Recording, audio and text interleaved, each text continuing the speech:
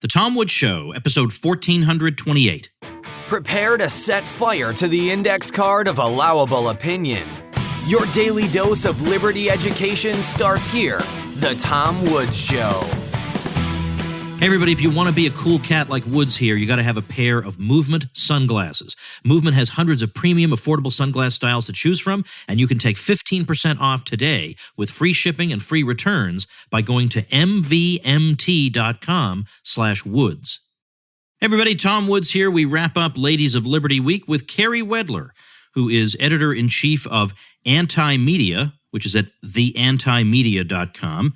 She is an editor and content creator at the Foundation for Economic Education, which of course is fee.org. And I want to talk to her in particular about her transition from progressivism to libertarianism. She has a video we'll make mention of describing this a bit and talking about her disillusionment with Barack Obama that attracted millions of views. So very, very interesting. And that's just a breakout success to have a video like that. So Carrie, welcome to the show. Thank you so much for having me. You have been such a prolific and successful content creator, and you have some videos that, well, I'm not envious of people because that's a bad quality to have. But let's say I've come as close as I've ever been to being envious when I've looked at videos like yours. My gosh, how did she do this? So I want to talk about primarily your own evolution in your own thinking, because although libertarianism is not a religion, we have our conversion stories. And I, for one, am a sucker for a good conversion story, and particularly one that's a little different from my own. I think a lot of my listeners had the same kind of background, like we were raised as conventional Republicans and we cheered on the troops and all that. And then we just thought, I can't do this anymore. I just cannot do this. So what I love is talking to somebody who comes from completely opposite wing of things and who also came to the same conclusions that I eventually reached. And I believe that's you. So I'd like to know, how did you first start to form your political ideas? And what age would you say you began to be politically aware? Great question. So I am from Los Angeles, born and raised. So you can imagine the type of atmosphere that I was exposed to growing up. So as long as I can remember, I was a left-leaning, let's not even say leaning. I was really proud to be a liberal, a progressive. Not that I knew the distinctions that they like to apply to themselves. But I think the first time I really started questioning not necessarily progressivism, but government power and authority would have been in public school, of all places, learning about Operation Ajax, which the CIA conducted in Iran in order to install their chosen leader, who was the previous Shah, who they were reinstalling. And I just remember having this thought of like, that doesn't sound like something a pro-democracy country would do. But that was just one little seed. And it took years and years of supporting Barack Obama and thinking he was anti-war, which was always my biggest issue, until I started to realize that perhaps I couldn't trust a politician to keep their promises. So once I figured out that Barack Obama had pretty much broken every single promise that I supported him for, I started to question things on a much broader scale. Okay, so I saw the video you made about Obama. Now that's your biggest video ever, isn't it? It is. And I did not think it would be. I did not see it coming. Well, it's a young woman who is a former progressive who's washing her hands of Barack Obama. That ticks off a lot of boxes on some people's criteria of which videos to watch. So that doesn't hurt. That does not hurt, because the anti-Obama sentiment was just crazy. It was almost, I'm no Obama fan, but the anti-Obama sentiment was almost out of proportion to the significance of the man. I mean, I find him to be bland and forgettable. And yet it was like Bill Clinton in the 1990s. I mean, yeah, he wasn't a great president or anything, but the level of intensity of hatred among people who would cheer on George W. Bush, who was 12% different from Bill Clinton. I don't even understand these people. But anyway, that was an amazingly successful video of yours. And in there, you gave reasons for why you might be opposed to Obama that really were reasons that a progressive might give. So what were examples of some of those? Right. So for me, the first thing, before I even looked at Obama's foreign policy, the first thing that really got to me was just his entrenchment with the banking industry, which we all know is very heavily regulated and controlled by government. And we know the Federal Reserve was established by Congress. So of course, I didn't know that then. I just knew like corporations bad. Barack Obama empowering corporations, not good. And it took many years of study and evolution to get a better understanding of that. But when it really came down to it, it was his expansion of the wars, which looking back on it makes perfect sense to me that I went the way I did, because violence is such a characteristic trait of government that no wonder I was so opposed to the biggest example of violence we could expect from government. And seeing how vastly different Obama's actions and policies were from what he had promised and how he had sold himself to the public, because it really was a sell that I had fallen for, hook, line, and sinker. I never questioned it. I never looked at his voting record, which would have informed me very well. Once I got to the anti-war stuff, that was it for me. But I could imagine somebody being disillusioned with Barack Obama, as some honest progressives were. I know some personally, who were very frustrated that he turned out to be such a disappointment from their point of view. I mean, from their point of view, Obamacare is a middle-of-the-road disappointment. As you say, on foreign policy, he was very much status quo, and the status quo is not good. And not to mention whistleblowers. I mean, you can come up with a pretty terrible indictment against him. But that wouldn't be enough to make them abandon progressivism. So how did you get pushed over beyond just abandoning Obama as a person and being willing to instead rethink your whole approach? So I actually got very lucky. I had a friend that I met in 2008, and he was already on the Ron Paul train. And I have very vivid memories of telling him that he would really regret not voting on the right side of history if he didn't vote for Barack Obama. And he assured me that he was not concerned about that. And he is very patient with me. And a few years later, the summer that I started, it was 2011, the summer I really started to pay attention to what was actually going on. He was there with Ron Paul videos all summer. I just sat and watched speeches of Ron Paul, interviews with Ron Paul, and a light bulb went on. And it wasn't just that Ron Paul made sense. It was that he was so optimistic. It wasn't all doom and gloom. It was like, hey, look at all these problems. And here's this amazing answer that is logically consistent and it's moral. So it's a Ron Paul thing. I mean, of course. I hate to. I don't really want to have to ask your age, but can I just at least say you're a pretty young person? You want to leave it there? Let's leave it there. Okay, all right. So Thank you. So this would have been then the 2012 campaign that we're talking about. Yeah. Mm-hmm. Okay. All right. So yeah, see, that's the thing. I could imagine thinking, wow, it turns out that the establishment, of which Obama was like on the left side of, but still part of the establishment, boy, they have a lot to answer for, because these people aren't, even the left-leaning ones among them are not anti-war, and they're all for, whatever it is, the laundry list of crimes of the state. And I would find that very disorienting. But I think it would be hard to get me to come along on economics. If I hardcore was a progressive and I really thought that the market economy was unjust and that social programs were going to help people, I think it would be very, very hard to get on the Ron Paul bandwagon fully. How did you crack through that barrier? That is a great question. And economics is something that I struggled with in high school. And of course, I went to public school. So was it me? Was it them? I don't know, maybe a little bit of both. But it was something that always came secondary to me after the morality. So I came to libertarianism purely from a moral standpoint that initiatory violence is wrong, that you're not supposed to take other people's stuff. And in the background of that, of course, as I explored all these philosophers, all this content, I started to understand the basics of economics. And I started to just sort of view that as the default state of nature. A free market is that's what we start with. That's all it is. And the more I looked at individual transactions, whether on a micro level or looking at macro transactions, I really started to understand this. I just started to get a better understanding. But to be honest, I'll be totally honest here, I did not really have a great grasp of economics until I started working for FEE, the Foundation for Economic Education, which is in the past year. So everything that I sort of intuitively was sensing about economics became more crystallized in the last year. Okay. Well, that's really good. That's really interesting.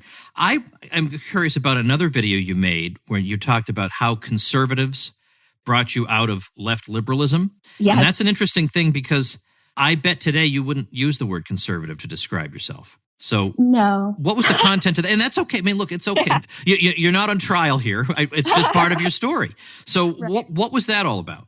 So in that video specifically, you may or may not have noticed, I like to use clever titles on my videos that once you watch them, they are accurate, but you might go into it expecting something different. And what I was talking about in that video is really just the tendency of both sides of the political spectrum to be okay with forcing other people to submit to their ideal view of society as imposed through government. And whether we're talking about exorbitant war spending or whether we're talking about social services and social programs, the commonality that I started to see as I was listening to Ron Paul and as I started to step away from my indoctrination was that while they may have different ideologies. I'm not going to argue that they're the exact same thing. At the end of the day, the way they impose those policies is through government, and it's majority rule. It's making people who may not necessarily want to fund these things pay for them. And for me, that is a deal breaker. Okay.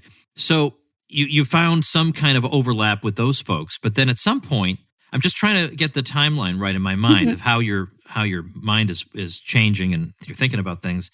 So was there a period of time that you went through where you thought, I'm a conservative, I'm not for Obama anymore, so I'm a conservative? I don't think I did. Okay. To be perfectly honest. Good for you. Yeah, I went straight from progressive to libertarian. I skipped that transitional phase. Yeah. And I really do think it's thanks to Ron Paul. And also it was the 2012 election because he was running as a Republican and I was so active in that campaign. That's when I first started making videos. I was volunteering out here in Los Angeles, and seeing the way that he was treated and just the broader electoral system really disillusioned me toward any kind of political party. What kind of topics have you covered? Just a wide array of things, or are there particular ones that you feel like you're especially good at convincing people on that you focus on a lot? That's a great question. So of course, my main issue is being anti-war. That's just something that when I see all the suffering, all the waste, it is just such a great representation of everything that is government incompetence and evil. So I think that that's probably my strongest issue. But I've also taken a very strong interest in the drug war for the same reasons as being anti-war. And I like to make a gun rights video every once in a while, but I try to be careful about what I talk about. I don't want to ever make a video unless I'm really confident and feel really comfortable with what I'm saying. I don't like to make content just to make it. I'm making it because I feel I've reached a conclusion on something and I feel like I have something to say about it. But I'll cover anything, whatever's breaking, whatever's coming up, whatever speaks to me. I can't get over that burning your last bridge with Obama video has over 2 million views. I mean, that is just astonishing. It helps that there was fire, I think. I think that makes a big difference. Doesn't hurt. That's really, really great. Not that I'm looking for more competition. There's so many libertarian podcasts these days. When I first started about 6 years ago, I was not the only game in town, but pretty darn close. And now it's like everybody's got a libertarian podcast. I'm promoting half of them, on my show. And I have to remind people, listen, hey, folks, I was here for a while. Don't all go. But given the content you produce, have you ever thought about doing a podcast in addition to the YouTubes? I have thought about it. I have a cousin who keeps insisting I do it. I'm not there yet. And I guess I just think, I don't know that I'm interesting enough to talk for that long. You certainly are, and you have these amazing guests, but I'm like, I don't know. I talk like a Valley girl. Is that something people really want to listen to?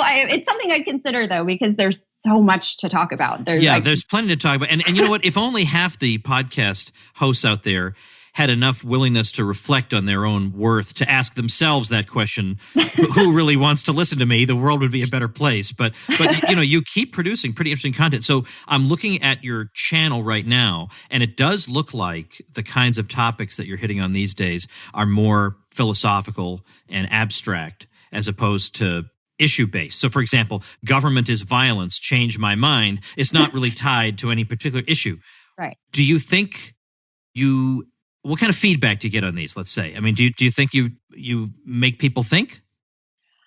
I'd like to think so. I certainly get pushback from people, which that's easy to focus on. So I try to remember that if you read the comments, which I do not, but if I scan them every once in a while or I check my email inbox, people are really supportive. I just got a comment yesterday about that video, someone saying, I never thought of it that way, but it's so true. And I don't know how much of the work I do actually changes people's minds versus triggering them and upsetting them. I'd like to think maybe that's planting a seed, but I think overall it's been well received. And I think for me, it was just something I felt I needed to do because I'm a bit of a people pleaser and I spend so much time thinking, well, what are these people going to think? How am I going to change their minds? It's not, a reflection of my worth, but it's like, well, how can I best serve these people? How can I change their minds? And the first time I ever dropped that mentality was when I made that Obama blowtorch video. I said, too bad. I want to make this. I'm doing it. And so it was wildly successful beyond anything I could have ever imagined. And so that's the approach I've decided to take now, which is, well, I don't want to dance around it anymore. I don't want to try to please the left or please the right. I want to express what I believe and what I'm learning and the information I've been synthesizing in my growth process, which is really what I've always tried to do with my videos. So it's been quite liberating to go straight to the philosophy. Isn't there a part of you, though, that's drawn to looking at your channel, seeing that you have a series of videos that went more or less viral, and it's like there's a formula there. I mean, the production value is very good. The subject line is not clickbait, because I'm very sensitive when people talk about clickbait. Clickbait is when you don't deliver on a headline. If you deliver on that headline, even if it is a really provocative headline, it is not strictly clickbait. And likewise, your headlines are not clickbait, but they do practically compel the user to click on them. Whereas your more recent ones are more basically descriptive, more sober. And there's a sense in which you might feel better about yourself doing that, but it doesn't give people that burning desire to click. How are you balancing this in your mind when you decide these things? Totally. That's a great question. So usually if you look at my most viral articles, all of those, or I also write my videos, you'll find that the ones that got the most clicks, all of those, the title came to me first. It was like it was just a sentence and I thought, okay, I'm making a video around that. Whereas some of the other ones, I get the idea first and I write it out. And then right before I'm about to post it, I go, what am I calling this? Yeah. Oh, no. I hate that. When I'm sitting there thinking of subject lines for my emails, I think, I've got this email is great. How do I get people to open it? I mean, I'm telling you, I know you folks are going to want to open it. And after you've opened it, you'll be glad you did. But how do I get you to do it? That is the struggle. Right. And it's, I really like working from a title first because I know the theme that I want to address and it's almost like filling in the blanks. I have my outline, I write it out, and I make sure obviously it aligns with the title and that all of that aligns with my values and what I'm trying to communicate. But I had one recently, which I'm sure you can imagine was clickable. It was called Why I'm Breaking My Silence on the World's Most Dangerous Religion. Yeah, that did well. Yeah, it did. And I'm also struggling against algorithms, of course, and to what extent, I don't know. Right. So I prefer to just take the responsibility for myself because I can't prove anything. But I know it's something other people struggle with. But I think my goal is to play off of people's biases and let them project onto the title whatever they assume I could possibly be talking about because of what they want to hear. I think that's when things do really well. It's just kind of hard to pinpoint, especially the last few years. The political spectrum has become so, I want to say, chaotic even. I mean, I think a lot of people are very confused about what they believe. Even if they think they aren't, I think a lot of people are getting mixed up and they don't necessarily know what their principles are. So it's become a difficult world to navigate, but I'm just grateful that I have the opportunity to put that content out there. All right, folks, I want to take a quick break to tell you something important about an important addition to the Woods ensemble here. I mean, you know the kind of suitcase I use, the suits I wear, the watch that I wear, which is a movement watch. Now I'm wearing movement sunglasses. They are the perfect answer to the overpriced designer sunglasses you might want to buy and the cheap sunglasses that aren't going to last you through the summer. MVMT, pronounced movement, has hundreds of premium, affordable sunglass styles to choose from. Now, if you want to be just like Woods, I'm going to tell you the exact style I'm wearing. Ready? It's called the Black Navigator. Okay, you got to get the Black Navigator, and you'll be just like me. They're so sharp looking, I can pair them with anything. I feel like $1 million when I'm wearing them. All their styles come with a polarized lens option, so you never have to worry about that harsh summer light. And you also don't have to worry about breaking the bank. Movement sunglasses start at $60, and no pair is over $95. So you're guaranteed to find a style you love with quality that doesn't break the bank. We get 15% off today with free shipping and free returns by going to mvmt.com/woods. See why MVMT keeps growing. Check out their expanding collection. Go to mvmt.com/woods. Join the movement. Well, as a content creator yourself, who do you look to as being, now, just let's exclude me just for the sake, Yeah, okay? okay. Who do you look to as really good content creators that you appreciate or look up to or get inspiration from or anything like that? That is a great question. So I'm big on historical figures who are not currently creating content, but I have been heavily influenced by Lysander Spooner. I'm trying to think of people today. I don't spend a lot of time on the internet outside of my social media, but I stick with Ron Paul. I know that maybe that's a cliche and expected answer, but he's doing such great work and he's still so active, which is so wonderful. So I love listening to him. I have to be honest, I'm not much of a podcast person, but I actually listen a lot. And this may sound counterintuitive because I'm so actively political, but I listen to a lot of spirituality podcasts like mindfulness and meditation because something I've realized and something I believe strongly, which some people may disagree with me about, I really believe that if we want a more peaceful world that is actually free. There's a lot of internal suffering going on with a lot of people that I think needs to be addressed before we can actually learn to truly be harmonious in how we live as a broader society. I could get very sappy and sentimental here on that kind of topic, but just to say that sometimes I've been kind of nasty to people who have been nasty to me, and I've hit back in a very nasty way about look, this person obviously has I'll just say it, a shitty life, and he's trying to impose his misery on everybody, including me, and so I'm going to ignore this shithead, okay? Right. And I probably have to bleep those words out, but the point is, but that's how I feel, and the thing is, I'm not wrong. Right. I bet in 90% of cases that is exactly what's going on. This is a miserable, self-hating person who wants to spread his misery around to others. But geez, not that it excuses it, but there are so many ways in which almost any individual is suffering or struggling with something, and I don't want to be the guy who rubs his nose in it further.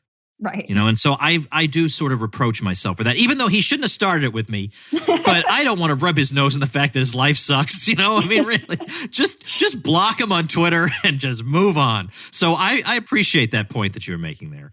Thank you. Yeah, it's been a big lesson for me too, because it's so easy to snap back. I can be very biting. I can be very sarcastic. And it's really been a practice for me to, when I am being spoken to that way, it's really challenging to not say something mean, to the point where I'll write it out and then I have to go back and do a sweep of proofing where it's like, that's not necessary. That's not nice. Let's remove this. You don't need this to make your point. And so it's been a fun practice for me, but it really does come down for me to actually living what I'm preaching. If I'm talking about peace and I'm talking about a free world, how can I'm not that I'm using violence, but how can I be mean to people when I want a society that's actually compassionate, where we know how to be nice to each other? So it was a long learned lesson, and I'm still learning it every day, but it's something that's very important to me.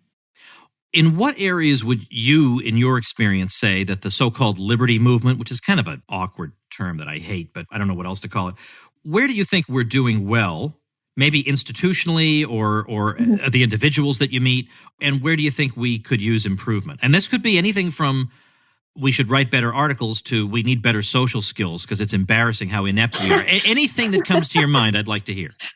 Okay, great. Well, something I love about the liberty movement is that there's so many different voices and so many different perspectives that to me, it's just such a beautiful illustration of what liberty is. There's so many different individuals who are able to reach different people. Like, you can reach people I will never reach. And I love that. And I may reach people on the left, for example, that say Eric July won't reach, or who knows? And he's awesome. He's probably reaching leftists too. Right. Yeah. No, I know exactly what you mean, though. Yeah. Right. Yeah. And I think that's such a beautiful strength, and it embodies liberty. So I love that. And honestly, we have the best memes. And I know maybe that sounds trite or inconsequential, but memes really matter, and communicating on social media really matters. And when I go on Instagram and I look at the libertarian meme community, oh my gosh, it makes me very excited, because it's these little bites of information that really tend to click with people. So I love that. I really do love all the different approaches people take. But I think, to call back to what we were just talking about, something that could potentially be improved upon in some circles is that tendency to be very condescending, to make fun of people, to just call them stupid and ignorant. And, I'm guilty of this too. If you watch my videos, especially from a few years ago, I can be extremely sassy and very insulting. And this is, again, something I'm working on. And, and it's so hard, because on one hand, it's like, but I'm right. Like, I'm allowed to be frustrated about this. It's fair. I'm not having an abnormal reaction. But on the other hand, I think it really does help to temper ourselves and to try to understand where people are coming from. So I think a lot of people assume that progressives and leftists aren't capable of coming to libertarianism. And I just want to say that, using myself as an example, I really do think that's possible. And I do find that when I can meet people where they are, coming from that side especially, and acknowledge their compassion, right? Like, okay, you want to help the poor. That doesn't mean you're stupid. You might be misguided, and maybe the government is exploiting your compassion, but I don't have to insult you and call you a communist and write you off. I think it might be productive if we could just learn to be a little more patient. And again, everything I say is coming as advice to myself as well. I want to tell people how they can find out more about you and follow your stuff. So I see you're on. Are you still actively using Patreon? I am. Okay, so I'm going to link to your Patreon. Then I also want to get people to your YouTube channel. So we'll do that. What's the name of the channel? Is it Carrie Wedler? It's just Carrie Wedler, yeah. Okay, so we'll do that. Do you have your own website? I don't, and everyone keeps telling me I need to, and it's just not something I've done. Yeah, so we can skip over that. Okay. Well, it's coming at some point. Okay, and if you have an archive of articles you can send me a link to, I'd be glad to post those too. Okay, great. Thank you very much. Okay, good. All right, so that's a pretty good overview of what's been going on, but I'm going to make sure, and I'll link to your Obama video. Let me write that down. Okay. That one in particular, just for the sheer fact of how many views it got. I mean, that just blows my mind that happened. That's tremendous for you. And right now you're doing some work with the Foundation for Economic Education. Yes. And what has that consisted of so far? So I'm an editor and a writer. At this point, I'm doing, I think, a lot of the heavy lifting on the daily original article edit. So that's my main job. And then when I have time, I do write. So I wrote something, I think my last piece was on Memorial Day. Okay, very good, very good. All right, so if I can dig up something over there, I'll put that on there too. So tomwoods.com/1428 is where I'll have all the links I've been mentioning. So if you can find out more about Carrie Wedler. Well, thanks so much for your time and continued good luck. Thank you so much for having me. It was an honor. All right, folks, before we go, there are more libertarian podcasts than there used to be. Let's say the competition out there is getting pretty stiff, but old Woods is still hanging in there, with 1,400 some odd episodes behind him. But I like to support good content creators out there. Even if it, maybe eats into the old listenership here, I still like to support other folks. And there's an interesting young guy, Brandon Waters, who's got a great new idea for a brand new program that he's already started that I love. It's called In Too Deep. And the idea is he's just becoming a libertarian. He's only described himself as a libertarian for about 6 months. So instead of posing as an expert on libertarianism, he's posing as a student. He's documenting his liberty education. He's interviewing the authors whose books he's reading. What a brilliant idea. So worth checking out. It's called In Too Deep. The website is intoodeepshow.com, intoodeepshow.com. Give that a shot. You will recognize it begins with an interview with Walter Block, who, of course, has been a frequent guest on this program. I think you're going to like it. And as I say, I think that is a terrific idea for a show. So intoodeepshow.com. I'll link to it at tomwoods.com/1428. Of course, he's getting publicity from me, not only because I like the show, but also because he got his web hosting through me. And if you do that, then you are going to get a rush of traffic from my folks, because I'll give you a shout out. You can join my private bloggers group where we help each other out. I'll give you some free tutorials and a backlink on my website, which will help you in the search engine results. So a lot of reasons to get your hosting through me, which you can do and get all the details about at tomwoods.com/publicity. See you next week. Become a smarter libertarian in just 30 minutes a day. Visit tomwoods.com to subscribe to the show for free, and we'll see you next time. Like the sound of The Tom Woods Show? My audio production is provided by Podsworth Media. Check them out at podsworth.com.